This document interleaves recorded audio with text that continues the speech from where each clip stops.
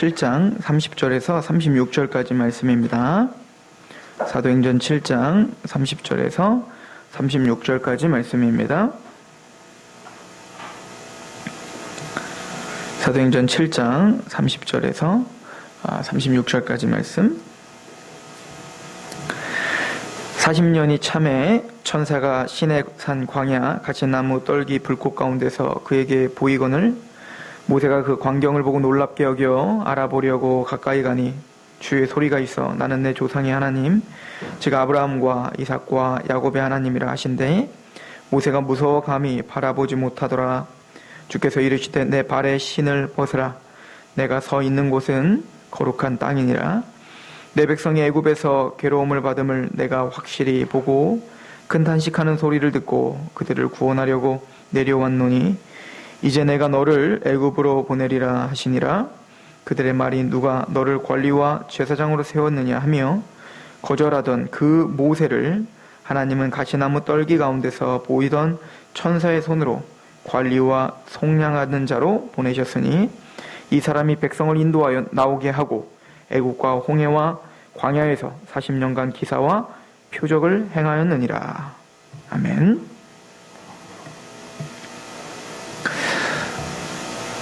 우리는 스테반의 설교 중에 특별히 모세에 관한 부분을 지금 상고하고 있는데요. 오늘은 하나님께서 모세를 부르시고 또 그 모세를 통하여서 이스라엘 백성들을 홍해를 가르는 그 구원을 또 광야 40년 동안 표적과 기적으로 함께 하셨음을 언급하는 내용을 보고 있습니다. 우리가 잘 알고 있듯이 모세는 80년 동안 준비 기간을 거쳐 하나님 80세에 부르셔서 40년을 더 사역을 하게 하셔서 120세에 하나님이 데리고 가십니다. 잘 아는 것처럼 초반 40년은 애굽의 왕자로서 그 당시에 최고의 문무를 또 최고의 교육을 받게 해주시죠. 그래서 장차 애굽을 부술, 그래서 장차 애굽에서 하나님의 백성을 끄집어낼 그런 도구로 사용하시는 그 모세를 그 바로의 손, 즉 애굽의 중심에서 준비시키고 계시는 거죠. 저는 교회가 마침내는 이 애국과 같이 하나님을 대적하는 그 무리들을 부수는 통로가 될 줄로 믿어요. 그러나 교회의 구성원인 또 성전인 성도들은 저 세상 사람이 아니라 이 세상 사람이에요. 우리는 이 세상에 살고 있고 공중 권세가 잡고 있는, 그래서 어찌하든 문화와 또 가치관은 하나님을 대적하는 곳으로 흘러가는, 우리는 학교 교육과 또 사회 이웃들과 또 여러 가지 이 사회 구성원으로서 우리는 충실히 준비해가며 삽니다.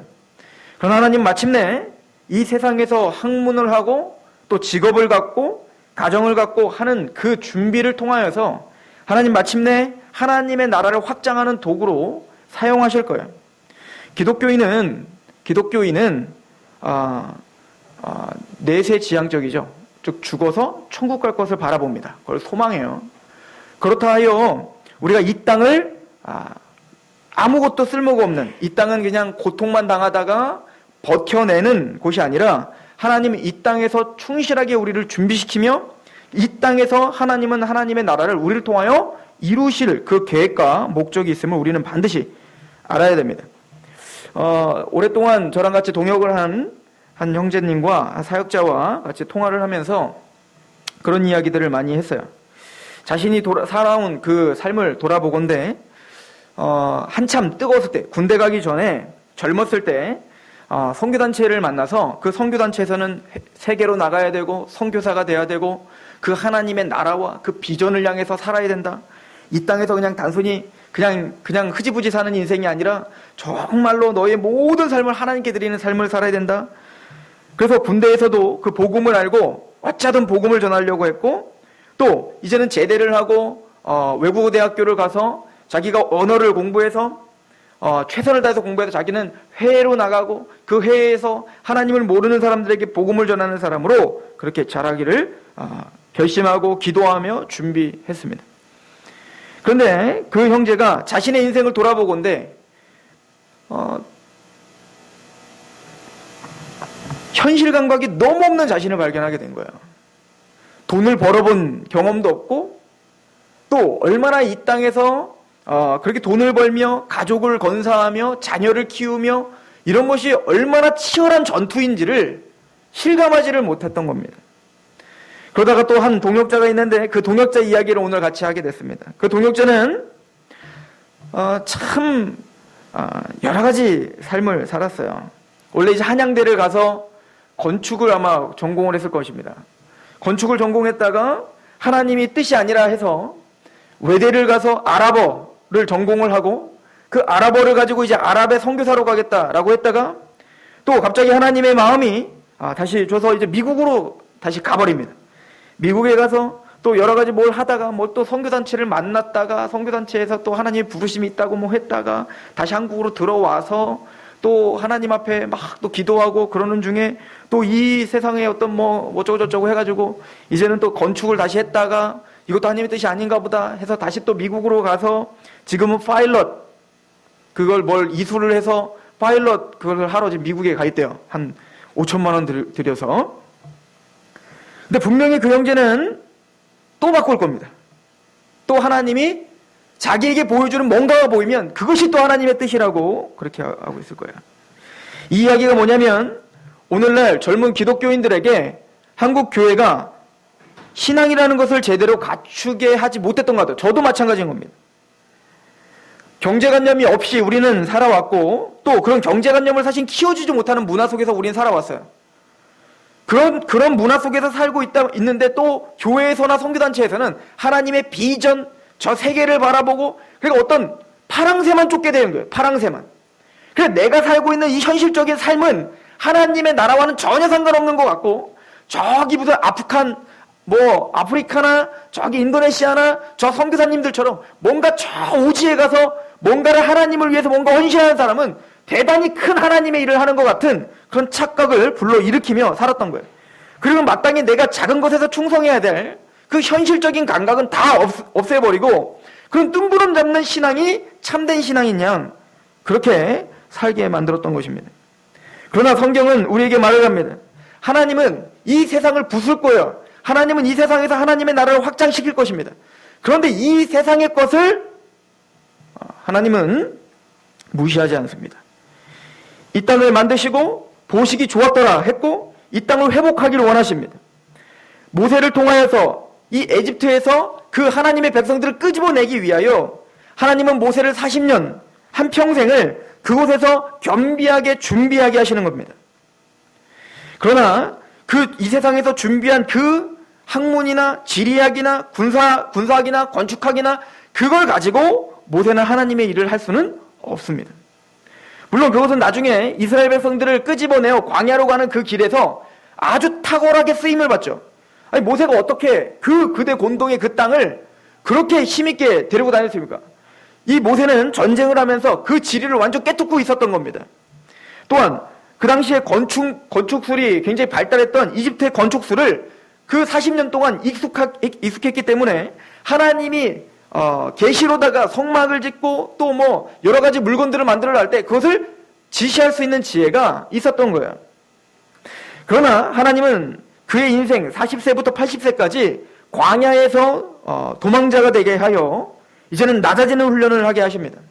즉 그 인간의 힘과 능력과 지혜로는 하나님의 일을 할 수 없기 때문에 그렇습니다.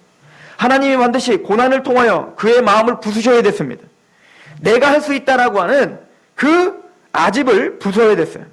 그리고 하나님 앞에 나는 할 수 없습니다. 하나님만이 하실 수 있습니다라고 하는 그런 겸손과 낮아짐으로 그를 반드시 데리고 가셨어야 됐어요. 그리고 때가 찼다. 오늘 이렇게 말을 하고 있죠. 오늘 본문을 한번 가보십시오. 30절입니다.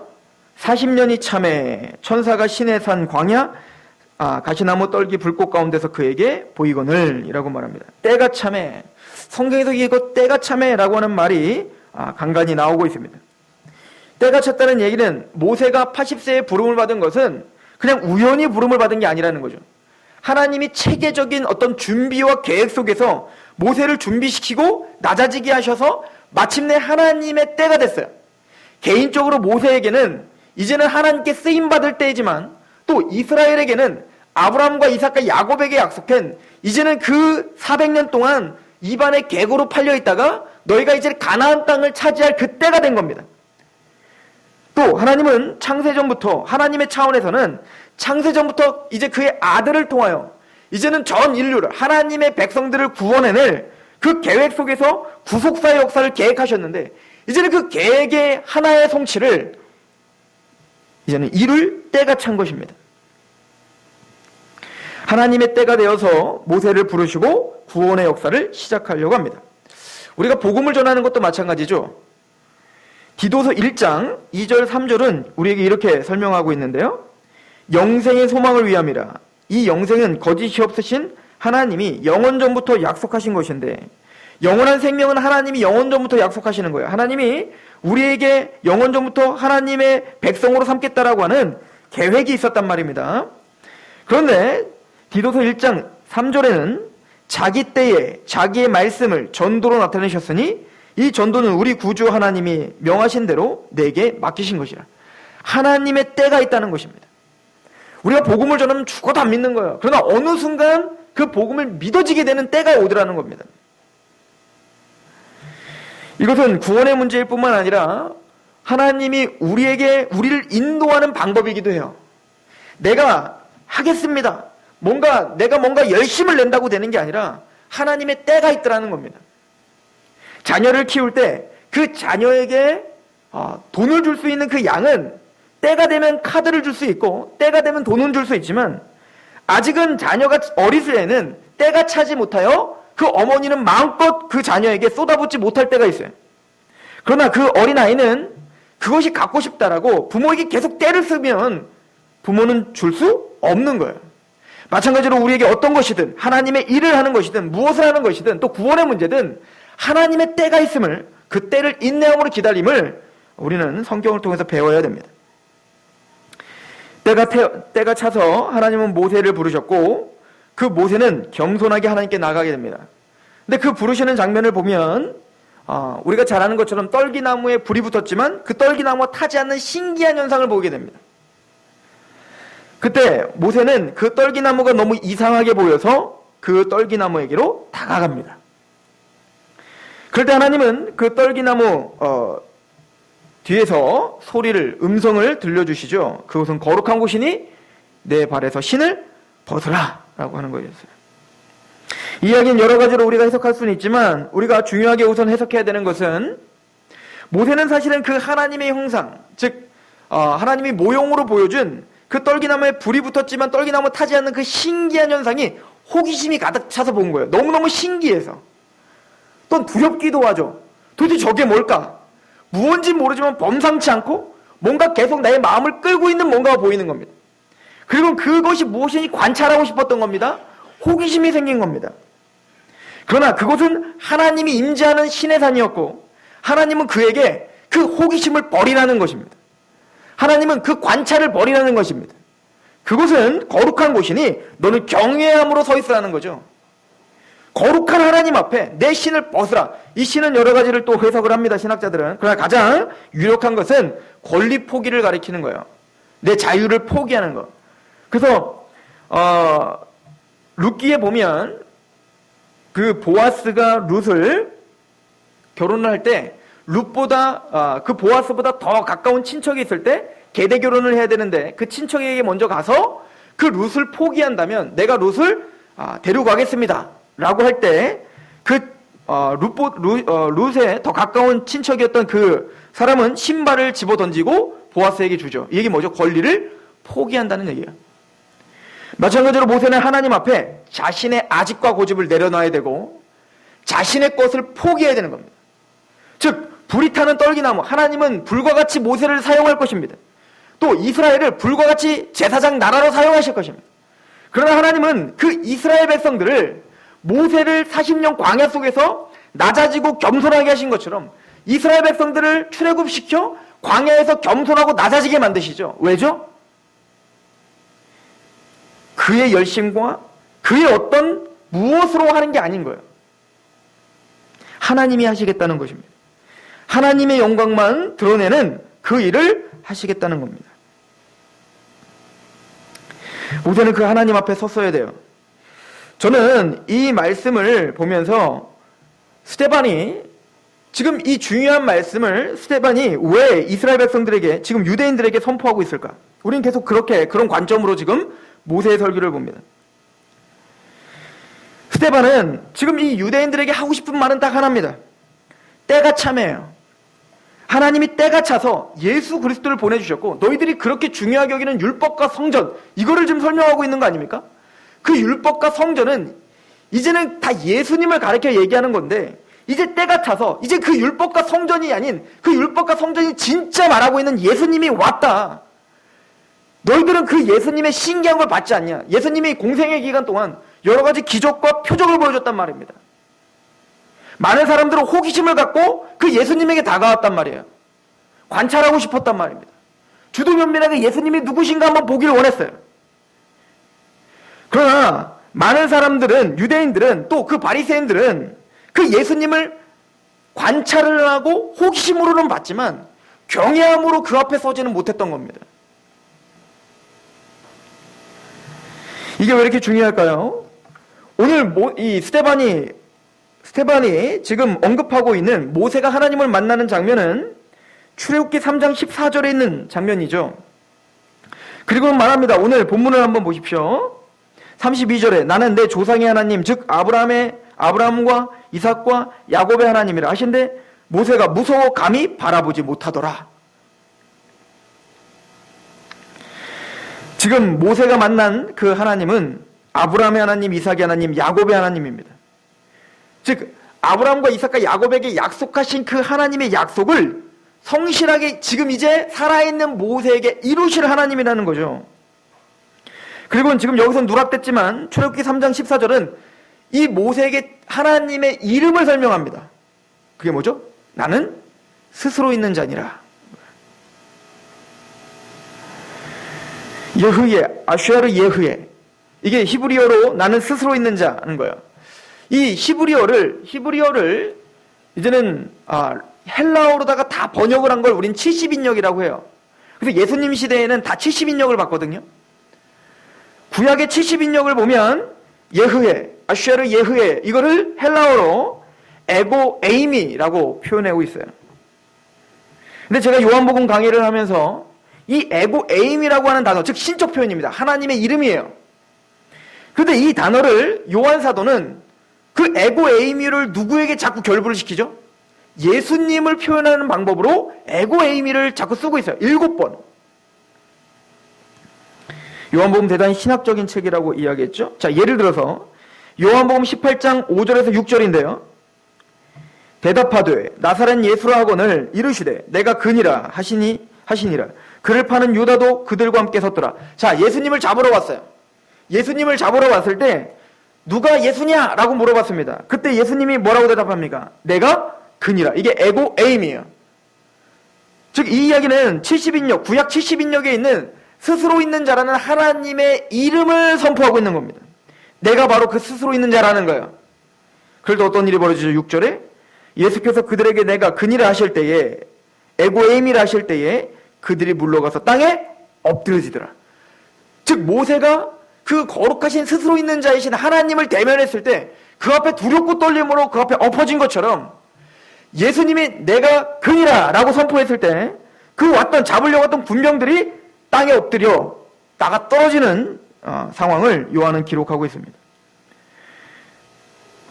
자, 보십시오. 예수님은 천지를 창조하신 하나님이십니다. 마땅히 유대인들과 바리새인들은 구약을 아는 사람으로서 예수님의 그 신기함, 또 메시아 되심, 다윗의 왕으로 오실 거라고 하는 그 메시아를 기다렸고, 그 수많은 군중들은 그 예수님을 그 선지자라, 또 메시아라, 다윗의 자손이라 이렇게 축켜 세우며 모두가 호기심을 갖고 관찰을 한 것이 사실입니다. 그러나 정작 자신의 유익에 맞지 않으니까 어떻게 됐어요? 그 앞에 겸허하게 신을 벗지 않고 자신의 아집을 어떻게 한 거예요? 자신의 고집을 내세워 그 예수님을 십자가에 못 박았단 말입니다. 모세의 태도와 지금 유대인들의 태도는 정면으로 부딪히고 있는 거예요.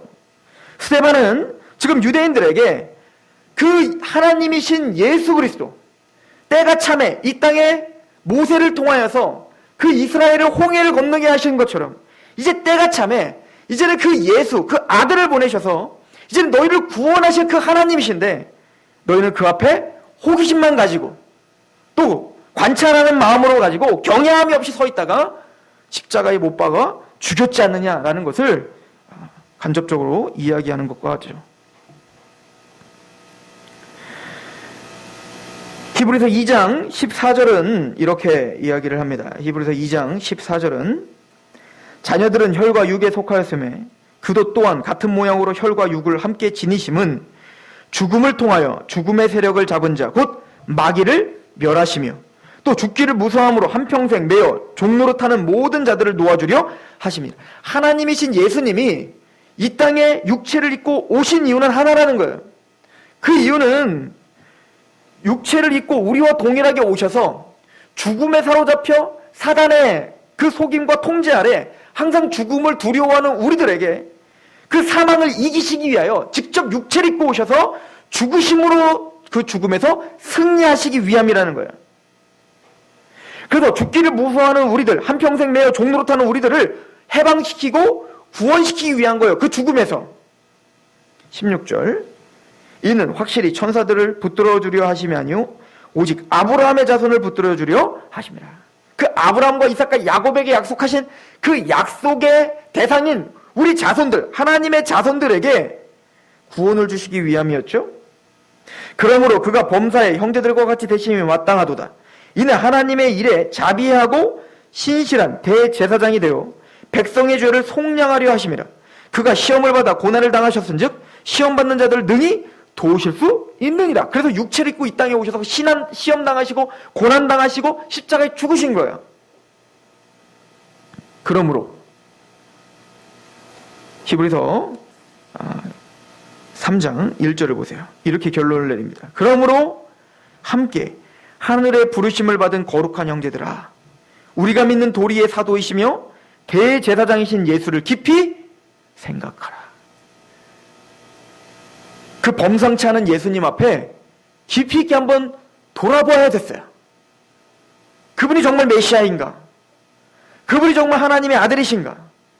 그분이 정말 하나님이신가? 단순히 호기심만 가지면 안 되고 경외함으로 그 앞에 서서 그 복음을 연구했어야 됐습니다. 그러나 지금 유대인들은, 지금 스데반을 돌로 치기로 결정한 이 사람들은 그 예수님 앞에 진지하게 자신을 돌아보지 않습니다. 자신의 아집과 고집을, 그 신을 내려놓지 않습니다. 끊임없이 그 이기적임을 가지고 나의 어떤 기득권을 빼앗아가는 존재라고 예수님을 치부해버리며 스데반을 쳐 죽이기로 결정을 하는 겁니다. 이것이 모세의 태도와 이들의 태도의 지금 다른 점인 거죠. 그런데 하나님은 우리가 지난주에도 살펴봤듯이 모세를 통하여 구원시키기로 결정하고, 모세는 그래서 마음을 다하여 그 백성들을 위하여 그 이집트 군인을 쳐 죽였는데 자기를 살려준 그 모세를 어떻게 해서 밀어버렸다라고 했지 않습니까? 누구처럼? 바리새인과 우리를 구원하시려 육체를 입고 이 땅에 오신 그 예수를 밀어버려 십자가에 죽인 것처럼 그 무지몽매한 그 이스라엘 백성들은 모세를 그렇게 핍박하고 조롱했다라고 하는 것이 지난주에 설교였습니다. 근데 오늘 말씀을 보십시오. 우리 35절을 한번 보세요. 35절. 사도행전 7장 35절. 그들의 말이 누가 너를 관리와 재판장으로 세웠느냐 하며 거절하던 그 모세를, 그들이 말이 누가 너를 관리와 재판장으로 세웠느냐 하며 거절하던 그 모세를 하나님은 가시나무 떨기 가운데서 보이던 천사의 손으로 관리와 속량하는 자로 보내셨다. 그 모세를 밀어버리고 그 모세를 거역하고 그 모세를 거절한 자를 위하여 그 모세를 준비하시고 때가 참에 어떻게 하신다는 거예요? 관리자요, 속죄하는 자로, 속량하는 자로 보내시는 하나님의 은혜를 보라는 겁니다. 너희는 예수를 십자가에 죽였으나 그 예수를 거절한 너희를 위하여 그 예수를 때가 참에 주요 그리스도로 보내셨다는 말과 비슷하지 않습니까? 우리는 우리의 모든 삶을 통해 그 예수를 거절하며 삽니다. 우리는 여전히 그 십자가를 쫓기보다는 그 유대인들과 바리새인과 서기관들처럼 내 이득을, 내 기득권을 챙기기를 바쁜 사람들입니다. 우리는 절대 예수님을 쫓아갈 수 없는 사람들이며 우리는 죄에 허덕이는 사람들입니다. 즉 이 얘기는 예수를 오늘도 십자가에 못 박는 사람들이라는 얘기예요. 그러나 그렇게 예수를 거절하며 사는 우리를 위하여 하나님은 예수를 주님과 그리스도, 우리의 구속자로 보내주셨다는 것입니다. 예수님을 준비하시고 마침내는 십자가에 죽게 하시며 부활하시게 하시고 승천하시며 오늘도 우리를 위하여 중보하시는 그 하나님의 열심과 그 하나님의 은혜와 그 신실하신 그 섭리를 보라는 것입니다. 하나님은 구약 성경에 하나님이 아담과 하와를 창조하신 이래로 그 아담과 하와, 즉 인간들에게 바라는 것이 하나 있었어요. 나는 너희 하나님이 되는 것과 너희는 나의 백성이 되는 것입니다. 그런데 아담 이후로 죄를 범함으로 당신은 내 왕이 아니며 나의 통치자가 아니며 내 인생의 주인은 나며 이 에덴의 주인은 왕은 납니다 라고 하며 사는 자였어요. 그래서 가인은 이제는 하나님의 통치보다는 내 판단이 좋고 그래서 여호와를 떠나 자기가 자기를 추켜 세울 수 있는 그 성을 쌓고 스스로 보호할 수 있는 성을 쌓고 그리고 자기의 이름과 그 아들의 이름을 드높이며 그렇게 살았던 인간들입니다. 바벨탑을 쌓고 끊임없이 하나님을 대적하여 내가 모든 곳에 하나님이 되고 왕이 되고자 했던 사람이에요. 가정에서 내가 왕이 되고 싶어 했고 또한 어떤 모임에서 내가 왕이 되고 싶어 했고 또 한 나라의 왕이 되고 싶어 했고 제국을 세우고 싶어 했던 그런 죄인들이란 말입니다. 네피림들이란 말입니다. 하나님은 그렇게 대적하고 모세를 거절하고 예수님을 거절하고 있는 그런 스스로 왕이 된 그런 죄인들을 향하여 그럼에도 불구하고 내가 그 예수를 십자가에 못 박아 너희의 구주와 너희의 왕으로 세웠다라고 선포하고 계시는 거죠. 그래서 선지자들은 이 말씀들을 가지고 이렇게 설명을 합니다. 에레미야서 31장 31절부터 보면 새 언약이 선포됩니다. 여호와의 말씀이니라. 보라, 날이 이르리니 내가 이스라엘 집과 유다 집에 새 언약을 맺으리라. 이 언약은 내가 그들의 조상의 손을 잡고 애굽 땅에서 인도하던 날에 맺은 것과 같이 아니할 것은 내가 그들의 남편이 되었어도 그들이 내 언약을 깨뜨렸음이라. 여호와의 말씀이니라. 그러나 그 날 후에 내가 이스라엘 집과 맺을 언약은 이러하니 곧 내가 나의 법을 그들의 속에 두며 그들의 마음에 기록하여 나는 그들의 하나님이 되고 그들은 내 백성이 될 것이라. 여호와의 말씀이니라. 하나님을 거절하고 있고 반역하여 이제는 죽어마땅한 그런 이스라엘을 향하여 그 율법을 주고 내가 하나님의 말씀을 줬거늘 너희들은 그 말씀이 목이 곧은 자처럼 끊임없이 대적하고 또 대적하는 자들이구나. 그래서 내가 너희에게 새 언약을 주마. 그 율법을 지키지 않는 너희들에게 판을 대신 새 언약을 주마. 그렇게 해서라도 나는 너희의 하나님이 될 것이며 너희는 나의 백성이 되고야 말 것이다 라고 선포하고 계시는 거죠. 그리고 에스겔 선지자는 에스겔 36장 25절에 맑은 물을 너희에게 뿌려서 너희를 정결하게 하되 곧 너희의 모든 더러운 곳에서와 모든 우상 숭배에서 너희를 정결하게 할 것이며 우리의 죄를 씻어주시겠다는 거예요. 우리의 모든 악함을 씻어주시겠다는 거죠. 26절에 또 새 영을 너희 속에 두고 새 마음을 너희에게 주되 너희 육신에서 굳은 마음을 제거하고 부드러운 마음을 줄 것이다. 하나님을 대적하는 강박한 마음을 반드시 하나님이 부수실 거라는 거예요.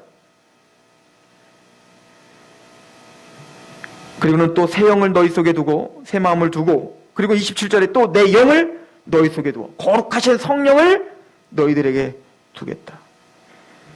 너희로 내 율례를 행하게 하리니 너희가 내 규례를 지켜 행할지니라.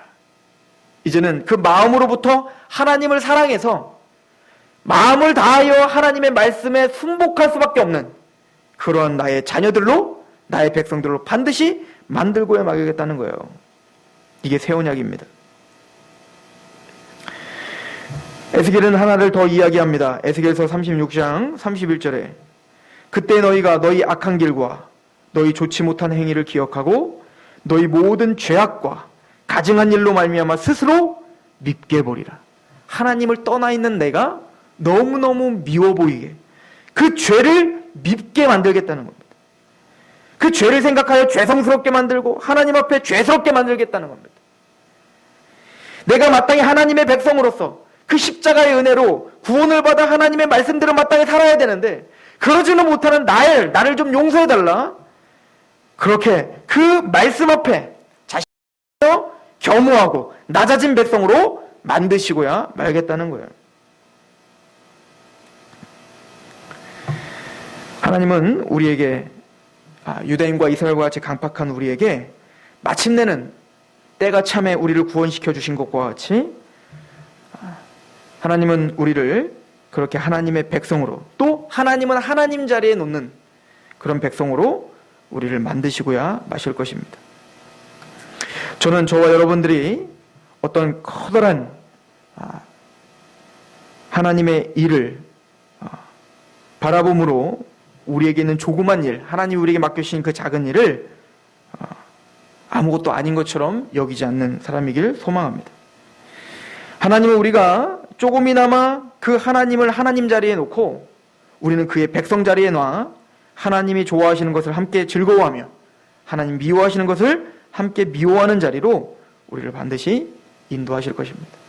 저와 이 교회와 또 여러분들과 여러분들의 가정이 그렇게 하나님 되심과 또 우리는 그의 백성 됨의 자리로 그렇게 질서가 회복되는, 또 질서가 회복되어져 가는 그런 성장이 있길 축원합니다. 기도하겠습니다.